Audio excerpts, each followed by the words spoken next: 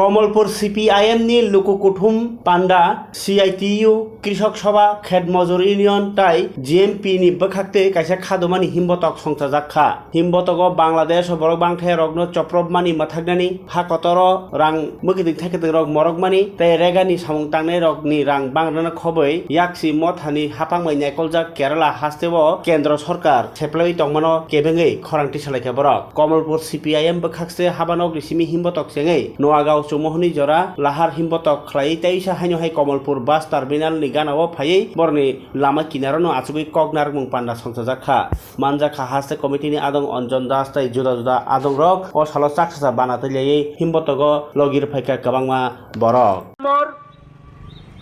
দেশের শ্রমজীবী মানুষের কৃষকের অত্যন্ত প্রিয় এবং গুরুত্বপূর্ণ সংগঠন সিআইটিইউ সারা ভারত কৃষক সভা এবং অল ইন্ডিয়া এগ্রিকালচার ওয়ার্কার্স ইউনিয়নের যৌথ উদ্যোগে কেরালা সংহতি দিবস পালনের ডাক দেওয়া হয়েছে। সর্বভারতীয় কর্মসূচির অঙ্গ হিসাবেই আজ কমলপুর শহরের রাজপথে কুয়াশাচ্ছন্ন সকালকে ধরেই ভয় ভীতি উপেক্ষা করে লাল ঝান্ডার মিছিল আমরা সংগঠিত করেছি, তৈরি করতে সক্ষম হয়েছে। আজ থেকে প্রায় 3 মাস আগে কেরালা রাজ্যের ওয়ানার জেলায় বিধ্বংসী ভূমিধসে 400-রও বেশি মানুষ নিহত হয়েছেন। গ্রাম কি গ্রাম, শহর, স্কুল, কলেজ, হাসপাতাল একেবারে নিশ্চিহ্ন হয়ে গেছে। বৃহত্তর পর্যায়ে যে ক্ষতি হয়েছে, যা ইতিহাস হয়ে গেছে, সেই বৃহত্তম পর্যায়ের বিপর্যয়ে কেন্দ্রীয় সরকার জাতীয় বিপর্যয় ঘোষণা করে সাহায্যের হাত বাড়িয়ে দেওয়ার কথা ছিল। সাহায্যের হাত বাড়িয়ে দেয়নি, নিষ্ঠুরতার দায়িত্ব পালন করেছেন, বিবেক বর্জিত দায়িত্ব পালন করেছেন।